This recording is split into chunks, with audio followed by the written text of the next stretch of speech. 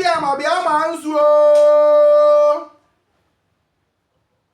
ndị ichie niile nọ n'ebe eruwa sọtụlụ bịa ma nzu ndị Igbo niile nọ n'ebe eruwa sọtụlụ ma ndị nọ Naịjirịa ma ndị nọ n'obodo oyibo bịa ma nzu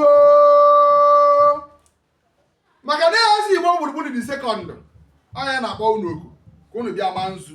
Ibe anyị na-ekwu okwu ewu na ụbọchị taata bụ Orie ọ ga-eretere anyị ihe ọma ihe ọma dị iche iche ka anyị azụtara ya taata bụ Orie.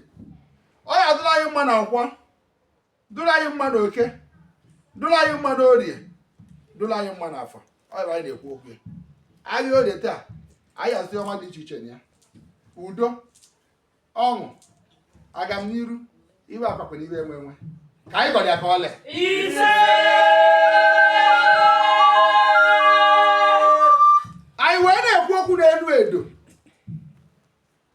edo taata bụ ụbọchị Orie ya erutela anyị iwe ọma.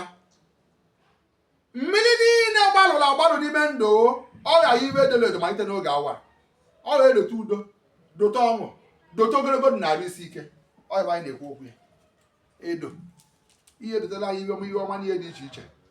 Ọ bụrụ na mgbaji anyị dị nọ anyị egwuche chi n'ụbọchị taa ọ ya adọla anyị mma ka anyị gọrọ ya ka ọlị ise. Anyị wee jide ọjị n'aka na-ekwu okwu n'ụtụtụ Chukwuka n'ụbọchị taa bụ mkpụrụ ụbọchị nke 17 n'ime ọnwa Ọktoba 2025 wee bịa bụrụ ụbọchị Fraịde, bịa bụrụ ụbọchị anyị ji azụ ahịa Orie n'ụzọ ebe na-anọ anyị na-azụ n'ala Igbo. Mụ nwa isi Imperial Majesty Dr. Ambassador Prosper Chukwuka Ezeigbo Gburugburu dị sekọndụ n'ụwa niile, aka ji ọfọ Igbo niile, eze omeiwu ukwu na-agụpụ ọjị n'ụtụtụ wee na-ayọ Chukwuka ka inyere ụmụ ndị Igbo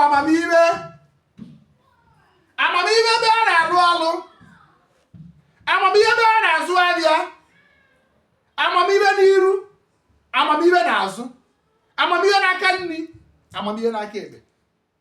Gị nwere onye Igbo ebe ọhụrụ na ị nọ, ma ị nọ Naịjirịa ma ị nọ n'obodo oyibo, ana m etinye ike amamihe dị egwu n'ime ndụ n'ụtụtụ wee na-ekwu na amamihe yi akarịa amamihe eze Solomon, maka na amamihe abata n'ime ndụ ibe ọma dị iche iche abata n'ime ndụ. Onye ọnwụ na-adụ nzuzu na-emebi ibe ọnya na iji wee gbadochie okwu ike n'ụtụtụ na-ayọ Chukwuka ka onye n'ime ụmụ ndị Igbo amamihe, maka na anyị mara amamihe bata n'ime ndụ na udo adịgo. Ọ bụ anyị na-ekwu okwu. Anyị wee na-ekwu na amamihe dị iche ya dị n'ime ndụ malite n'oge awa anyị na-aga ọjị ya ekpele eze omeiwu ukwu na ekpe n'ime ndụ n'ụtụtụ. Anyị wee na-ekwu na ka anyị gọrọ ya ka ọlị ise.